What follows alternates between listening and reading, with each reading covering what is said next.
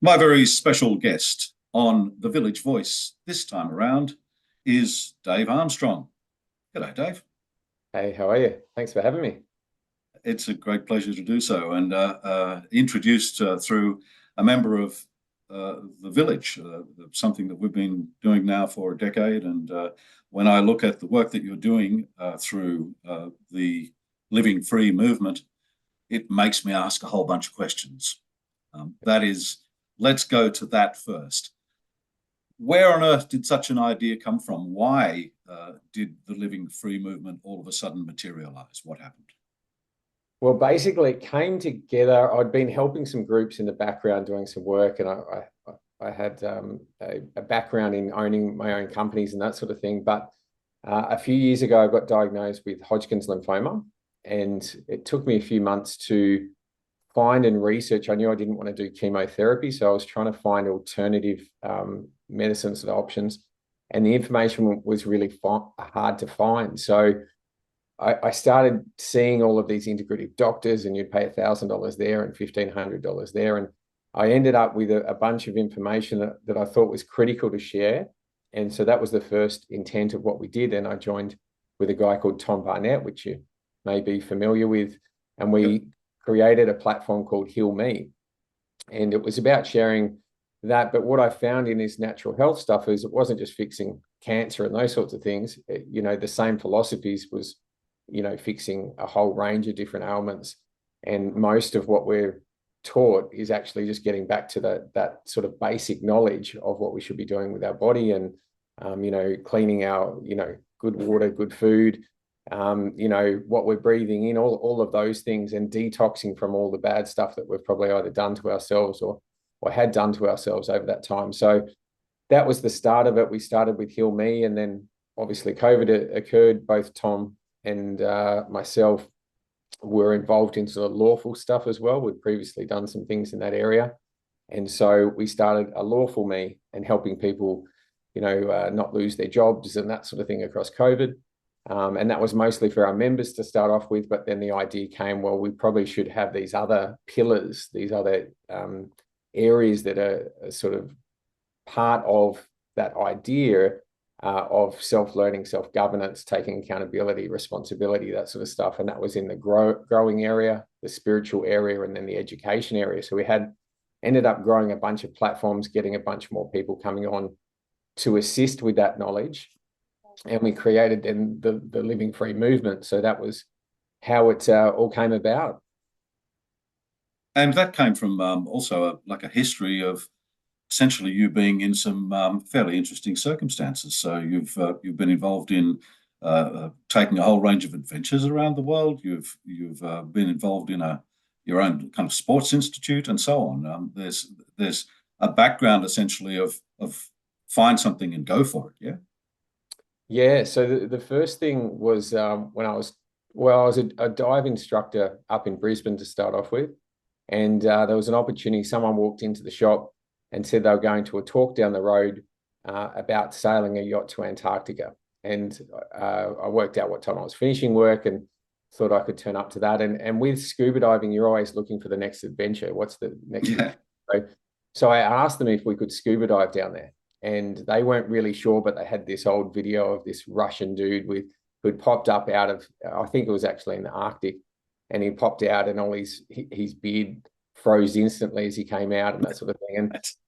And so then I realized that we could do it, and then researched and promoted it and decided we'd sail a yacht from South America, Ushuaia, down to Antarctica, and did that when I was 23. So on the way back from this adventure, which I'd spent so much time researching and working out whether we could do it, to then finally, completing that trip, I realized that I could really achieve anything. And that was the exciting part. And so it was then, that attitude and that self-belief that then pushed me into these other careers, which was anything that came my way. I was very open to, yep, we can pull that off.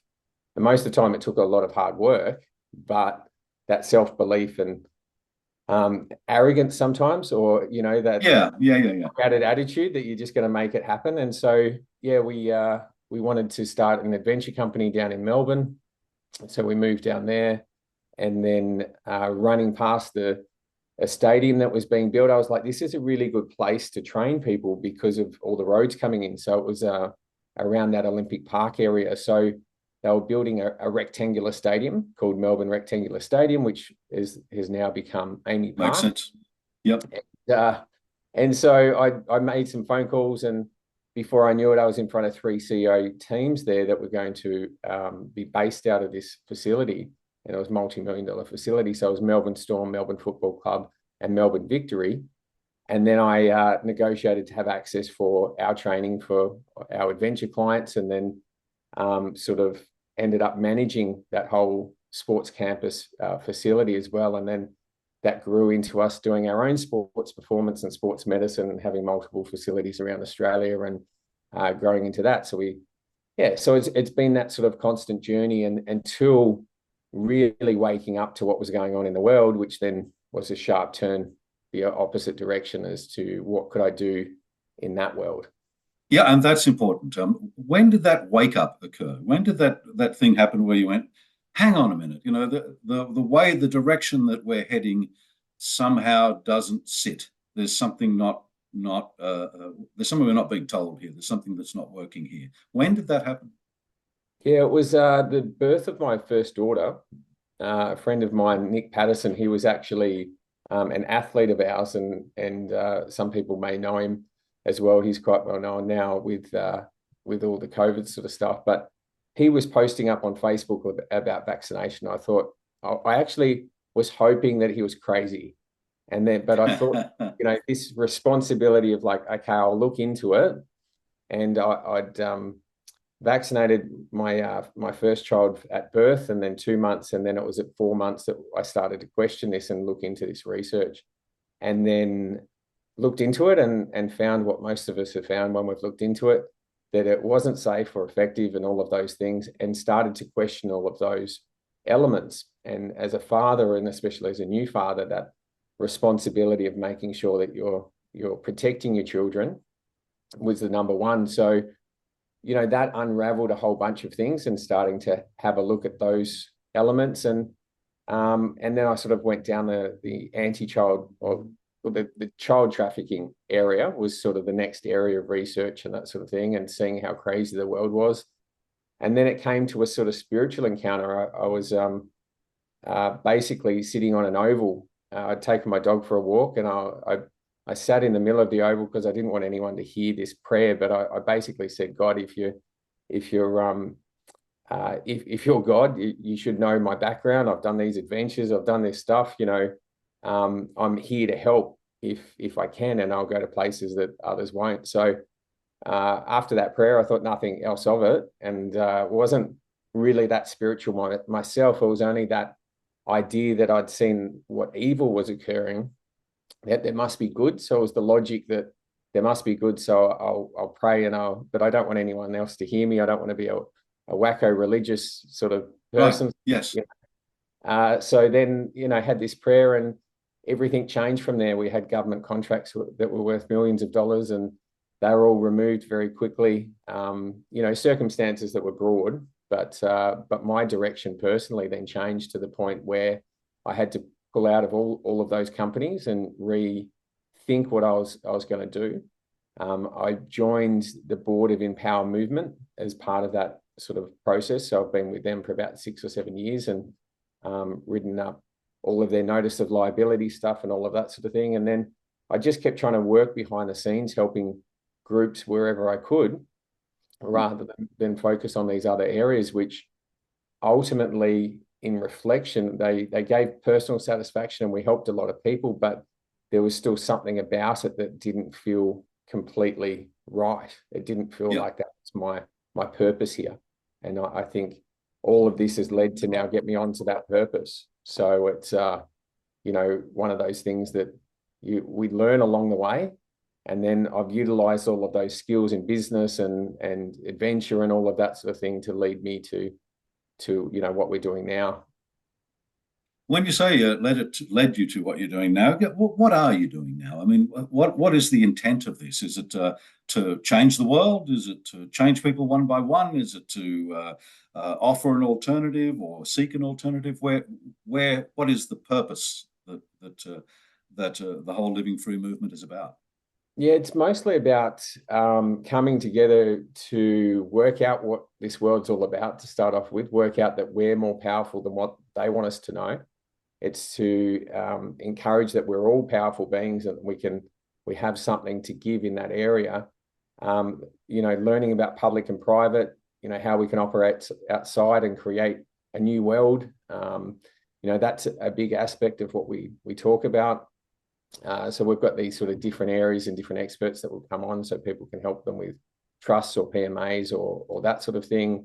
We've got, areas that people are learning on their health, but it really all comes back to you as an individual taking accountability and responsibility for where you're at, and then you being the answer. So nobody standing up. There's no God complex or people that are, have got all the answers. It's us together working out what we're meant to be doing in this world and creating the world that we really want to see. So that's the focus of the festival coming up as well.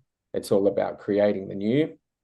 It's all about solutions, and it's about trying to move away from this fear paradigm, this stuff that's been projected for the last few years. We don't need to stay in that area. So it's about helping people through that as well. So we don't need to fight the system. We actually need to just create the system that we want to live in. Yeah, so step aside from the system rather than fight against it. You just empower those things you fight, yeah? Yeah, and not even fully step aside. It's sometimes learning how to navigate both systems. Because there are elements of the old system that are good or beneficial. Well, like this. 100%. Yeah. So, I don't want to run away from all of those things, but I do want to recreate the elements, like health, for example. If you break it down to a course like naturopathy, they've gone in now and everyone has to be vaccinated to go and study the course. They've removed all the elements that are really good and strong that were there for many years before. That's no longer taught, and they're encouraged down a very different line. So, what can you do in that? Well, you remove the fact that they have to be vaccinated to learn and teach naturopathy, and you added back in the elements that are good. And so opening, that skill set and having a standard. So, it's not really changing everything. Sometimes it's just coming back to what it was really meant to be before it was hijacked by, groups that had different intent.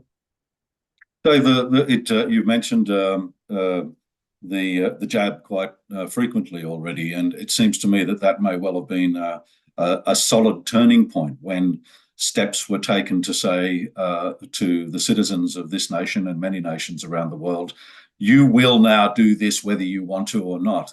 Kind of the removal of any belief that we're actually adults making our own decisions. It was like, now you will do this because we tell you to. So it was that kind of nanny state or patriarchal kind of, there is no alternative, this is what you're going to do.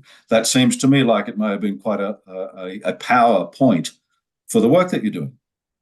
Yes and no. For me personally, I was already on that path, and I'm in Melbourne, and I actually really enjoyed that time. So it was a crazy time to be alive, and all the lockdowns and everything, but I didn't do any of what they wanted, wearing the mask or doing any of that. And that to me was a real purpose for personal growth, because I had to challenge myself to step in, and you've got your kids on your hands and you're walking into a supermarket or doing whatever, and there's police there, and you've got to step into that authority of who we really are. So to me, I thought it was a great opportunity to grow, and that's what I took from it. But it was a pivotal point for a lot of people to ask those questions, and that's, I think, what we're coming out of now is a lot of people that ask those questions, but what now? And some people have chosen to go back to the way things were, and others are sitting there going, but this doesn't make sense. I now know that the world's not what I thought, but there's got to be another option. And that's really where we're coming in, for those who are ready to take those other options and start looking at solutions, and also having fun again, which is why we're focusing on a festival. and all the music and everything, is simply we've got to start to have fun. Like this whole seriousness of what's going on in the world gets too heavy. And that's what I learned when I sort of did the anti-child trafficking stuff. It's heavy stuff, and you can get caught in these areas, but it doesn't help you grow. And I don't think it helps the world change when you get in these things. So yeah, that's a big part. Yeah, I ran a thing called Planet Radio for some years, which is the world's first ecological or environmental and conscious radio service. And then I became so embroiled in all of the problems of the world that it nearly sent me mad. You know, it was so many things that I had, it seemed, absolutely zero control over. That were essentially taking us all to a dark and demonic place, if you like. And I could not find a way for me to do anything very powerful about it. All I could do was, you know, spread more information about how terrible the world was becoming. And yet, you know, if you look at our world, the focus, the media focus, if you like, is always on those things that are going to somehow destroy us or make us less or remind us that we are powerless. And yet, the experience on a day-to-day basis is absolutely not that. People are doing magnificent things for one another, to their families and their friends and so on, every single day. No focus is brought to that, or very little focus is brought to that. So the festival is a fabulous idea. I've got to say it's really similar, and you're a step ahead of us, as a thing we've been looking at called the Festival of the Villages, because this is, by the way I read it, all about collaboration. Yes? Yeah, 100%. We've got international guest speakers coming out. So Cal Washington from Empower Movement. We've got Alex Zek from The Way Forward. We've got Mike Winner from Alpha Vedic, Daniel Royston from Humanly. So these are all sort of groups out there otherwise. And there's a bunch of others as well who are all coming as part of that, who are all of a similar mindset and intent. But you know, it's not this competition that their competition to us or whatever. It's about everyone collectively growing and helping set the direction for where we're going. And so, you know, that's the difference. You know, even on the music stuff, we're doing it at 432 hertz, if people are aware of that. So a different frequency that all the people have sort of turned their back on, you know, offers, or quite a few of them have had offers to go overseas and, you know, we can say sell your soul or whatever, but, you know, sell out to the industry. They've turned their back on that. So we're helping promote them and build them up. And the talent is unreal that's come forward for the music talent alone.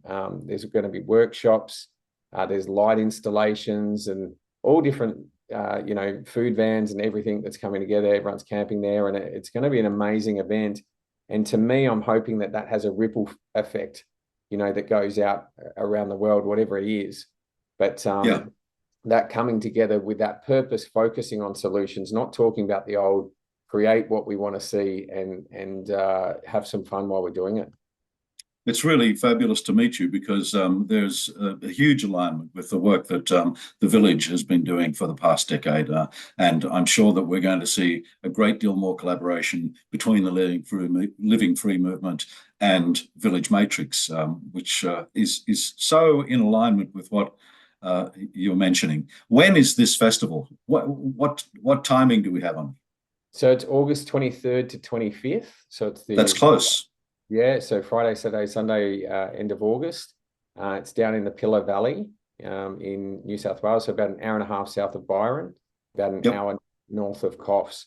So it's in the middle there. The site itself's about 15 minutes from these amazing beaches in Mini Waters and Wooleye. Yep. Yeah, Wooleye, yeah. And the venue's amazing. So I was just there a couple of days ago. With Alana, who's a part of it all, and yeah, it's so exciting to see what's coming together, and some really good people behind it. In a long-term picture, or a slightly longer-term picture, then we've got a festival to come up, and I'll put some promo up within this when I do the post-production on this interview, so that people can see and connect in. But the long-term plan surely is anyone that chooses the word movement is essentially saying, okay, well, we're wanting to expand this out so that there is actually an alternative, well, if you like, social system, even culture that is being developed from this. And that it seems to me that that's the common thread in the Western world, at least, to have people return to that face-to-face connection with one another, to genuinely and authentically meeting one another. Even though this technology is superb and amazing and keeps us in touch with more people than once we ever could, there's still that real need to hold the kind of social structure together by being able to, as I've often put it, be able to smell one another in the same room. Yeah, I mean, that was our realization. We'd built this platform. We had a few thousand people on there, and we decided just to put forward, there was a property up in the Byron hinterland that one of our members gave us access to, that just said, why don't we do a picnic here? And we've actually built out a health retreat there, which will open soon as well. But, that first picnic, the realization of that human connection that everyone had been longing, and so many people had lost people, family, friends, due to their views and all of those things. When they finally got together, it was just this emotional part of, like, I found my family again and feeling connected and all of those things. So that is really the catalyst for all of this. We've had quite a few picnics since. We started to then bring in musicians and do different things, and it's just magic. Like, there's this feeling that almost you're on drugs, this type of feeling, and everyone's sober, drug free, and just having this amazing time. And you're like, wow, I didn't realize that this could actually be achieved without synthetic, drugs and those things. Like, that feeling is so high. So, I just want more people to feel that, what it's really like to have that connection without feeling like they have to do those types of things as well. Yeah, you've got a key group of people that you're working with, clearly, that are making this work. Is there an intention for an expansion of this, for it to move out, even under the Living Free Movement name, or perhaps just for an understanding of the different organisations to basically say, well, we're all doing the same work. How can we, like, in some ways, link ourselves together to make sure that we stay on track, if you like? Yeah, there's actually multiple parts to that. So one is actually these groups starting to work together, and that's part of the idea, is that we start to then potentially share resources or help each other and really elevate these groups that are good. Because, and we spoke about this briefly before we started recording, but effectively, it's really hard to discern. There's whenever something new is coming about, there's people that have ill intent that are trying to, be opportunistic and do those things. And take advantage of a direction, essentially, that, they perceive that there's a niche, I guess. And so they go, oh, we could benefit financially or benefit in some way from this, rather than offering benefit. That's right. And so, that's why I think it's key that the good groups start working together to elevate away from that. And by doing that, we're sort of also endorsing each other. So, if someone comes in on their journey and, works with that group for a bit, or works with that group for a bit, as long as they're with people that have got the right intent, then we're collectively helping everyone move forward.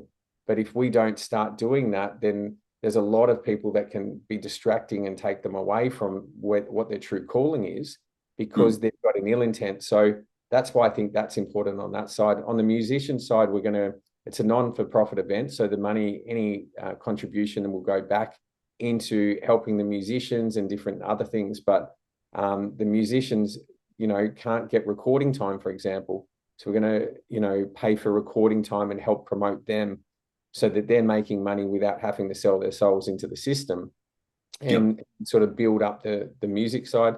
And if all of this goes well, then we aim to expand to another whole Just Music festival as well, which will hopefully attract the younger ones as well, to help get that on. But once again, encouraging a alcohol drug-free event, put it on a different frequency, teach them what is really going on as far as what they're feeling, and try to help sort of shape that, because that's our future generations as well. So that's all the plans. If we can pull that off, that would just be amazing. But that's our intent going in. Yeah. So, of course, the challenge is all of us grow older as we do these things, and one of the things I think is always that that difficulty is to make sure that we continue to make whatever we're doing relevant to the new generation. Because if we don't, there is no succession plan, right? It's so easy for the next generation to be drawn into the predominant model, if you like, and to not have much opportunity to step outside that. Right now, I'm hearing you talk about, creating a music festival, and at the same time, we're watching at least the large music festivals collapse one after the other. Is there a difference besides, drug and alcohol free? Is there a difference in what you're planning to do that will mean that it doesn't walk into that same trap of, now we've got 10,000, now we've got 20,000, now we've got 50,000, now we've got 100,000, and then all of the controls and mechanisms for managing that many people step back into the kind of mainstream picture that says you must do it this way or else? Yeah, it's a really fascinating thing to watch, the attack on the festival space at the moment. And I think that that's because they can influence a lot of people. And so if they don't have control to be able to influence them in the way that they want, which is usually on a different direction than what we're heading, then they're actually charging them hundreds of thousands of dollars for police and all of these red tape things and everything. And that's what's costing these festivals from being able to go ahead. So those that are good, I think, are having that pressure. Those who have got different intent are going to be promoted. And, we're going to be forced to go and see Lady Gaga or whatever, stadium events that they want us to see if we want entertainment. Where we're doing it on private land, we've got private agreements, we're, doing all of these things. We don't need to include that. Now, we're obviously we teach on the lawful side and that sort of thing as well. But we need to hold position on that and make sure that we don't invite these entities in who have, want to take us off that course. And that's a big part of this, is to also prove that this sort of thing can occur, because a lot of people have fear to step outside and to be visible in that way because they're worried about what's going to happen. That we have to drop all of that fear. And also, when it's being led, there's a level of protection in what you go ahead and do. So believing in all of that is critical, and having the right intent. But in saying that, we do all the paperwork. We have everything ready to go if anything is to come, and we've got the ability to back it all up. So from that point of view, I feel very comfortable. That but I don't know, once you go to 30,000 stadiums, right, we're probably going into their jurisdiction. But when we're keeping it in the private land and we're operating in this capacity, I feel pretty comfortable in what we're doing. With small gatherings, we have basically introduced a peace treaty. That is, we hold to be at peace with one another, and should we move out of peace, that we will find our way back to peace as quickly as possible. And we ask people to recognize and agree that they are self-responsible. There are risks in where they're going and risks in what they're doing, and that they will not hold the landowner responsible. They will not hold other people responsible for the risks that they're taking for themselves. And on agreement and on paper, that looks great. And as long as someone from another mindset doesn't step in, it's worked now for a decade. Have you faced up to any of those things yet in the gatherings that you've done so far, where someone perhaps has tripped and fallen and had to decide whether or not they're going to sue someone or they're going to take action against someone? Is that something you've met up to this stage? It's not, but there's one step further to this. So this is sort of learning how the public-private works, is that essentially you can have a private agreement, and that's essentially what you're talking about there. And we have those for everyone that comes in, very similar in intent. However, if there is a dispute or there is something that needs to be reconciled, there's actually a process to go through. And we set up a thing called peacemaker equity. It's all based on equity, which goes back to biblical law, but effectively, what's right, what's wrong. and there's Yep. an ability to arbitrate and mediate in the private, and it's not allowed to go to court. So if you think Judge Judy, you think of Judge Jerry Springer, or whatever the latest thing is that they've got on, what that is a private arbitration and mediation. And what is said in that is correct. So when there's an agreement, and effectively, if someone was to say, have fall over and try to sue, and they take it to court, we just hold up the agreement and we say, actually, we've got to privately arbitrate and mediate this issue. This is not a public issue. The court only protect that, because a private agreement is above any public. It's only when you don't have those things in there that we default to the public. So private arbitration mediation is actually in a whole bunch of clauses that you're probably not even aware of, but that's why companies do it, is that has to be the first steps. And then we actually have the ability to go to a jury as the next level. And so all of those things have to be done before a court can even be have a look at it, and the court can only back up the decision that's been made, because it's all within a private agreement. So so they have no jurisdiction, basically. Correct. Yeah, the only jurisdiction, and that's why when you've got two parties and you don't have the agreement that that's what you're going to do, then it's a fallback. By default, it goes to the public system, and that's how it gets dragged back in. So in the private agreements, we have to take it one step further and say, this is how we mediate and arbitrate any issues that we have. So that's another little key, which I'd suggest maybe add into your stuff as well, which just keeps it even further away from that being a reality. Outside of this conversation, you and I need to talk. Yeah, absolutely. There's a lot to be gained from this, because we're about to celebrate 10 years of the Village and about 5 years of Village Matrix Inc., because we realized that we needed something that provided a kind of a funnel back into, I guess, the system as it exists. So we formulated that. The Village itself is just gatherings of people, and we're all there as a bit of an overused word, but as sovereign beings, who are in the space going, we want to be here because we're friends with each other, and we want to camp together, and we want to entertain one another, and we want to feed one another, and so on. But we needed something to trade back in order to, for example, purchase land that was not owned by any of us, but that owned all of us. Yep. And that's one of the directions that we're taking.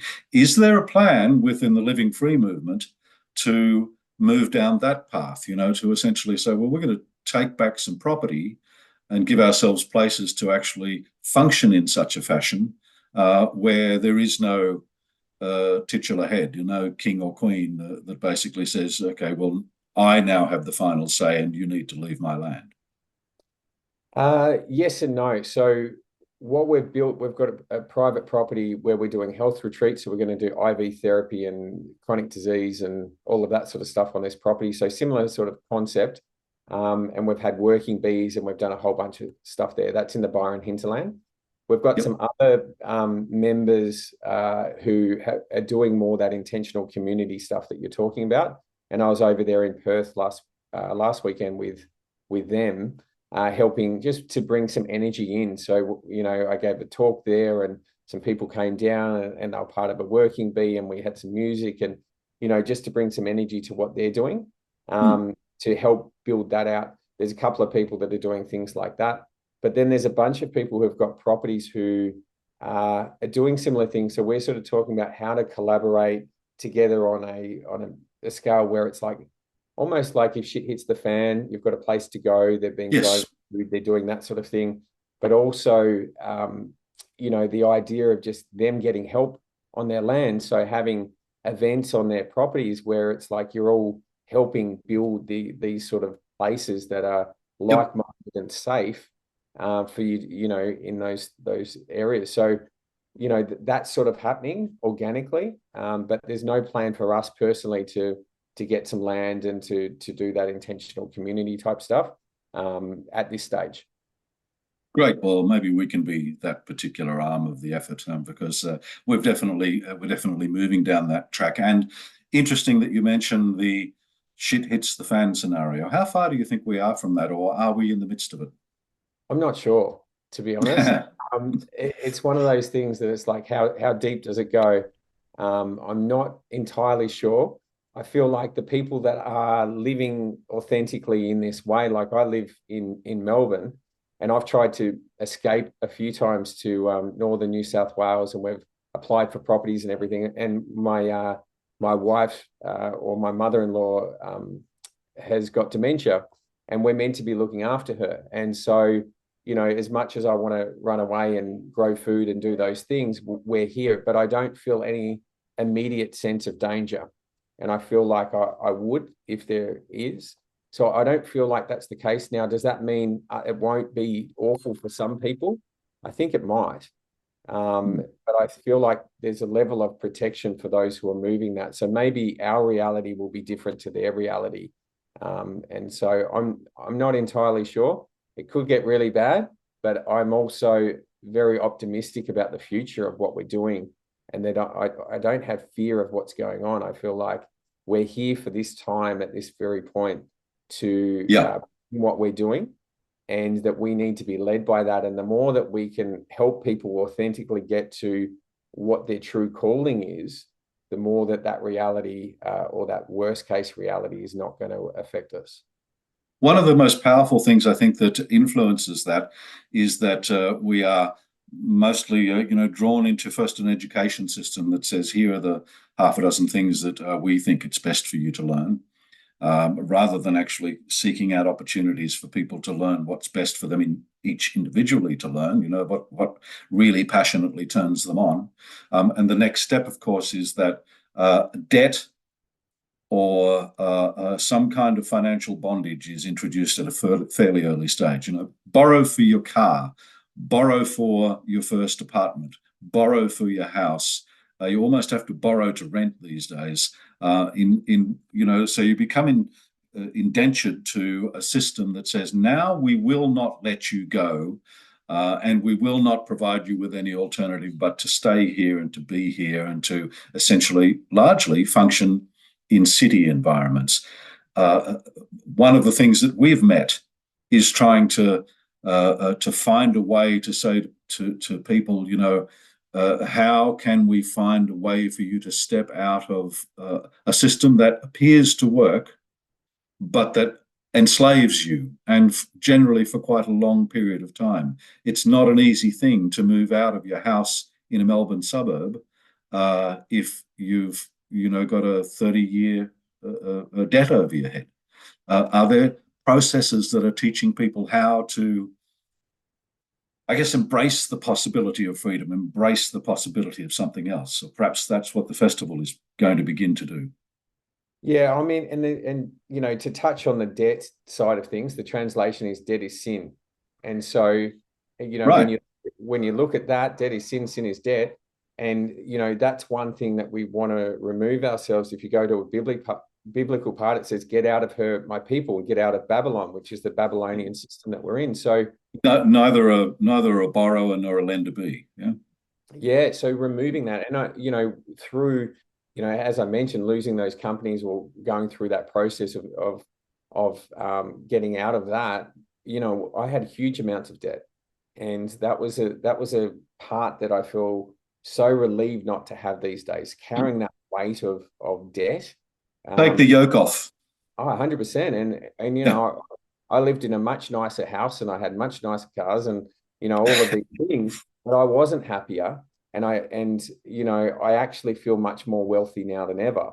And so that's a really interesting thing. But removing of that debt was a big part of it. So there are ways for people to do that as well. We do talk about some of that stuff on our Lawful Me stuff. But there's ways in which you can get yourself out of that. Not all of them, are safe to do. Debt on mortgages and things like that are very difficult to do, and I've seen a lot of people get themselves into trouble when they start doing those things. So we don't recommend doing any of those, but things like credit card debt and personal loans and that sort of thing, there are ways in which you can discharge that stuff and then just remove that. But I would say, getting out of debt would be a real focus of the freedom side of things, because that unshackles the chains. And I think you really feel that, to me, in your soul when you remove that side of it.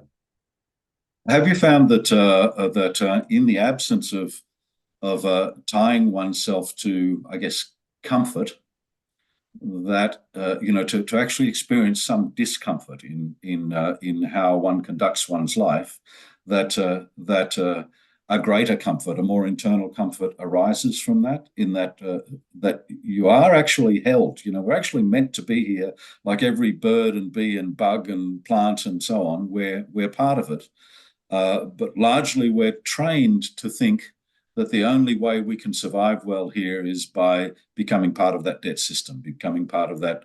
You have to do this for yourself. No one's going to do it for you. Yeah, there's a couple of aspects there. One is, going through that process of having everything removed allows you to see, and you'll see a lot of people go through something. Though a lot of the leaders who have sort of stepped up in these days, who are genuine and everything else, have had some sort of big challenge in front of them. So Yeah. I would say, firstly, embrace that challenge. If people are feeling that challenge coming on, embrace it, because often it could be like a birth. You come through the canal, you're coming through it, there's all this pressure and everything, but what's on the other side? It's this whole entire new world. So embrace the challenge of what you're going through, because often that's actually where we learn the most, and we actually gain the most in that. So don't think it's happening to me, think it's happening for me. That sort of attitude. And even by changing your mindset on that, everything becomes a whole lot easier. So that's removing that victim mentality is really key. Yeah. I've forgotten the second part to what I was going to go on there, but yeah, we'll keep going. We'll just imagine there was only one part for the moment, then, shall we? Yeah, I think so. Because I have two, and I can't rewind this. It's being recorded in this moment. So the part that I want to then investigate is, you then discovered, after a whole range of other things in your life, that Hodgkin's lymphoma presented. That must have then been another challenge. If I imagine myself in the same place, I suspect I would go, "Oh, hang on, I've been doing these things. That's been for the good of self, life, and others. And then I did these things, and that's been for the good of self, life, and others. And then this thing has stepped in and gone, okay, well, even though you're a good human being, and even though you're, a dedicated person who's putting all their power and everything into to the best possible life, still this thing comes." I imagine that was quite a giant leap right there. Yeah, it was. I felt sorry for myself for a couple of days. Started thinking worst case scenarios and all of that sort of thing. But then Yeah. had this overwhelming feeling that what I was going through wasn't about me. And it was interesting, my stepdad was then diagnosed with non-Hodgkin, so a faster paced sort of cancer, 6 months after me. Now, he would have gone down the chemotherapy route if it wasn't for the fact that, I'd already gone through a natural way. And I'm not out of the woods by any chance. I've still got appointments. I've still got to look after my body and everything. But he followed that route. So first of all, that was confirmed pretty soon after, and he's basically in remission as well, in all of that. So, but then this was actually the catalyst for Heal Me, Living Free, everything that we're doing. So the only thing is to actually embrace that. So, don't feel sorry for yourself in these situations. It's like, okay, that's another part of the journey. And, as I said that prayer, I'm willing to go to places that others aren't. So maybe I shouldn't have asked for that stuff, but that's part of it. And then Yep. that's my journey. And so embracing that now, what can I do with this in a positive way, not rather than a victim mentality and sitting there and poor me and poor me. And, most people that in my immediate life don't even know that I have that diagnosis, because it's not something I talk about. It's not something I want to, breathe any extra stuff into. It's just simply part of my story when we sit down and we say, this is part of my story, but it's not a part of who I am, if that makes sense.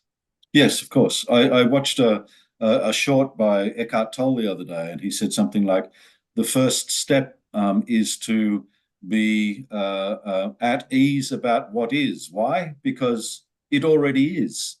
It is. So if you can just be at ease with the fact that this is, and then see where you're going to take yourself from there, then you will find yourself in a much more relaxed state and a much more meditative state on a day-by-day basis." And I thought, there's some magic in that. Well, so what is cancer, or what is these things? It's a dis-ease. It's a dis-ease. So it's not, it's most likely the holding of these previous things, that you're not in ease, that you've had these things occur. So, it's another way to look at it. Yeah. 10 years down the track, what is your dream, if you like, for the Living Free movement, for all that you're doing in 10 years' time? What, if everything went exactly as you wanted, how would Living Free movement look, or how would our society look? I think our society, look, it's strange, because I've come through this idea of this company mentality of owning this and owning that, and trying to, that was sort of the mentality. Now I feel like I'm on a path that is for something higher. And so if my journey is only for this time with these things, then I'm comfortable with that. It's like, it's not mine, if that makes sense. Yes, it does, fine completely. for everyone else. And when you feel that way, it's like, whatever it will be, will be. If it's here for a season, a reason, or a lifetime, it's going to be that. But what I'd love to see for society is obviously a better future for our kids. And if this is a part of that, then fantastic. If I've done my part in whatever my personal purpose was to bring light to that, then that's where I would have satisfaction. Taking over the world, it's not on my agenda anymore. But whatever is meant to be, and fulfilling that, and helping people fulfill their own personal journeys, that's really what I love. And that's why I had all that adventure stuff and helping athletes go to that. It's always been about other people coming to their full potential.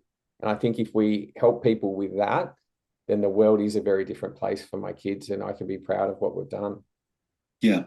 If we look at what's happening in the world right now, there are some very troubling things that are occurring right now that seem, have me being now in my 60s and looking back, I thought that by now we could well have stepped beyond the kind of conflict that we're seeing in the world right now. But the other challenging thing about that, of course, is that we get a day-to-day report on those things. What simple process would you recommend for people to manage not getting caught up in that, that story of what's happening all over the world on a minute-by-minute basis? Yeah, so the best thing I could recommend, and I learned this as a CEO of these companies, and it was taught to me during that time, where we can only control three things in this world, and it's our thoughts, our words, and our deeds, or our actions. And all the rest of it is us trying to control something that's outside of that. So we can only do our part, which is, have the good thoughts, have good words, and try to do good things. That's what we can do. We can't control what somebody thinks of us, what someone wants us to do. We can't control whether you get that job or you don't get that job. What you can do is present yourself for that job in a really positive way. But if you get that, that's up to somebody else. The same sort of thing on a world scale is the case, is that we can't spend all our energy, because that's what it's there for. That's the reason that they're pushing this in the news and they're doing all of that. It's to remove those things. And when you do that, when you give that too much energy, you're actually not going to find your own purpose. Because to me, knowing what your purpose is, it's like listening to a whisper in a crowded room. You're trying to listen in for that voice, but you've got the TV on, you've got kids in the background, you've got all of these noises, and we can't hear what we're truly meant to be doing. And all of these things, to me, is to keep us away from that knowing. Because once distraction. 100%. And I'm not saying these bad things aren't happening, because, as I mentioned before, I've done stuff in the anti-child trafficking space, tried to do some things there as well. But, in all of that, we can only do our part. and we can't take on the worry of the world, because that's actually going to cause health issues and all of those sorts of things as well. So, totally. Yeah. So it's very much from what I'm hearing anyway, it's a personal empowerment thing with self-responsibility and accountability. It's also being of service, avoiding distraction. It sounds almost like the basic tenets of almost every beautiful spiritual path on the planet. Yeah, but it's a fractal thing, isn't it? It's internally, and then, you know, as a group, as a group of individuals internally, if they've all done that work, and then that's going to change on the spiritual realms or whatever your beliefs are. So it's a fractal of those parts, but you can't sit there and say you want to change the world, but you haven't sorted out the stuff inside and truly got onto your own purpose, because you're not actually doing your part. You know, just because you Facebook liked something, or you shared something, or you told somebody that Palestine, you know, this happened, or whatever it is. Yep. That's not helping anything. That's actually just making it worse, because you're spreading that stuff. You're actually taking more people away from their true purpose. So I would suggest that, you know, a bit more, you know, responsibility and accountability on themselves is going to go a lot further than a Facebook like on something that is outside of their ability. When I look at the site that you've created, you've got essentially a social media built within your site. Are there restrictions and difficulties or things that you have to navigate there to ensure that it doesn't go down that same path? Yeah, not really. So because we've got a private agreement, because we have those things in place, we can talk openly about anything we like on there. We have guests that, you know, I don't always agree with on there, because it's important for everybody to not have an echo chamber. So we have a series that's called But What If? So, but what if the world was flat? But what if giants roamed the earth? But what if this? So then we can break down an issue, a topic that might be interesting for someone, but not sit there and say, this is the way it is. You know, we're not coming from this point of view of saying, you know, and everyone can have their own beliefs. So the idea is to challenge the thoughts so that we can start to discern for ourselves. And this is where the education type thing comes in. There's some homeschooling stuff on there. There's a whole area for that. But it's allowing us to go, what is programmed and what isn't? And then break it down. Have we built our assumptions or the way we live based on a lie? You know, do we actually know those things? So I think for me, breaking down those elements so that we can properly discern, and that also teaches us in the future where none of this stuff is going to work again, you know, if we can teach those skills. So it's really important to have open conversation, to not avoid topics, to actually, you know, we had one on there recently that was about facing death, and someone who was, they're weeks away from facing death, and what that meant for them and what they were going through. That's a really difficult conversation to have, but it was such an empowering conversation. You know, so we challenge that narrative so that people can also then, you know, learn more about themselves and get close to that point. So yeah, that's what I love about it. It's have other people have other opinions, try not to judge, you know, but discern and use, you know, what you think you can to help you on your journey, and discard the rest. It's certainly completely the opposite direction to what we're seeing on most of our communications and internet and so on, is that it's essentially, you know, the cancel culture says that if you don't fit, you know, the dominant narrative, then we will shut you down or we will cut you off, where it sounds like you're really opening the door for healthy, open discussion on almost any topic, and then asking people to come face to face so they can have those healthy, open discussions face to face with one another as well. And that's where the festival is going to take things. Yeah, 100%. You know, and there's a spiritual aspect, and people come from different views, and it's like often when you actually have the conversation rather than, you know, disregard what they've got to say based on where they've come from, you actually go, I think you're talking about this, or I think this is the same thing as this, it's just a different word.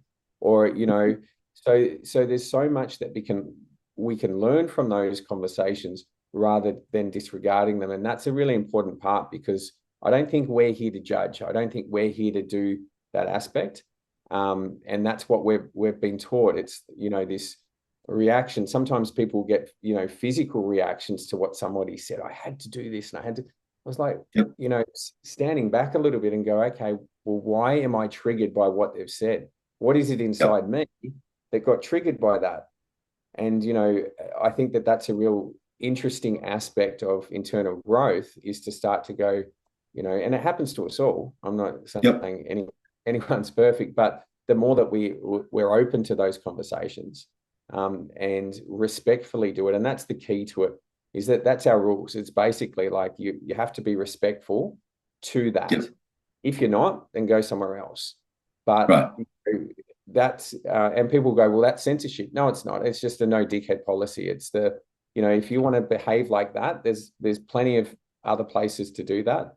But if you want to behave, and we don't really kick anybody out, we've had a handful over the years who just didn't get it. And then we've had some of those who have actually apologized and come back in and said, now I get it. And we go, great, excellent, let's go on. So, to me, that's a really important part, because we also have to show forgiveness, because part of this is that I know I was one of those people at one stage. I know that I believed in that at one stage. It's only that, through this growth, that some of those opinions have changed.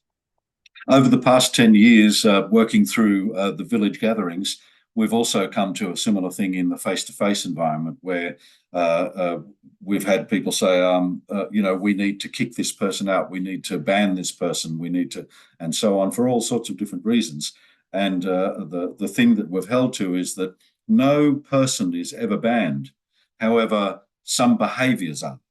So a behavior is not the person. It's basically saying to the person, you can, if you like, take yourself out of this environment entirely by insisting on continuing to behave in a manner that doesn't fit the model of how all of these other people want to be. If you're disturbing 40 people, and your behaviors are disturbing those 40 people to the degree that it's uncomfortable for them, or that it's painful for them or harmful for them, then you need to investigate your behavior. But you are not banned. Just don't bring those behaviors back. Interesting, though, that a good number of the maybe half a dozen people that has affected have basically claimed that they've been banned. That's not the case, but there's a distinction between behavior and the living body. Yeah, 100%. And I think some of these things, I go even further, and I don't know, your followers and everything, that if their beliefs are similar, but I believe sometimes these people aren't even in control of their behaviors. And that's an interesting aspect of giving forgiveness in that. And sometimes if you're doing something that's positive, what's attached to them has to react. And sometimes I think they're not even aware of that reaction or what they're doing.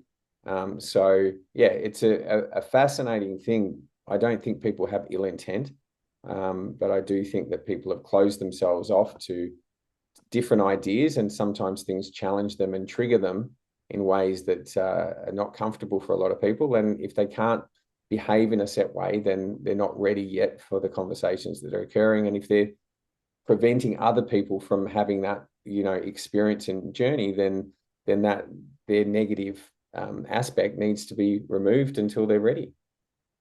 We had I learned a thing a long time ago, a couple of decades ago, which was the concept from North American Indians, which is a thing called the Heyoka. And the Heyoka in the medicine people groups was the person who said, yeah, I hear what all the rules are, I understand what they all are, and now I'm going to do completely the opposite. And in many cases, they were chosen to do that. And the purpose of the Heyoka was essentially to reassert why there were certain things in place, because they demonstrated exactly the opposite. And so that provided everyone with an opportunity to go, actually, we're really sure we don't want this in our space now, because you've demonstrated what happens when it comes. But the Heyoka was treated with enormous respect and was completely invited back into the circle after performing the role of Heyoka, because it was the harshest role of all. And if you go, as you've a couple of times gone, to the biblical perspective, it's the Judas. And the last thing that you want to have happen is for the Heroka or the Judas to have to end their own life, or to have to, to finish their association with those people. It's actually about, I have taken the hard role of providing the service or the gift that needed to be provided in order for you to all understand why this is in place. Yep. Very fascinating. Yeah. It is indeed. Lovely talking with you, Dave. I look forward to having some long conversations around a campfire. I look forward to the festival. Remind me of the dates, and give me a website that people can go to if they're interested in becoming part of this. Yeah, so it's August 23rd to 25th. So end of August, it's the Friday, Saturday, Sunday. You can get tickets at livingfreefestival.org. You can check out the lineup and everything that's on there. Any questions you've got as far as camping and what's included, all of those things are up there in the FAQs, and you can contact us if you have anything outside of that. But I'm really excited. It's going to be a fantastic festival. And I think, something that hasn't really been done before, or, at least in my time, in that way of bringing music and talks and fun and everything together and talking about the future and that positive side. So I can't wait to see what effect that has, and I'm sure it's going to be a great success. And I look forward to seeing you there as well. I'll be there, and very much looking forward to it. Look forward to meeting you then, Dave. Hopefully meet you before then, and see whether we can get even closer alignment between the Living Free movement and Village Matrix. Would love to. Thanks, Peter. Great. All the best, Dave.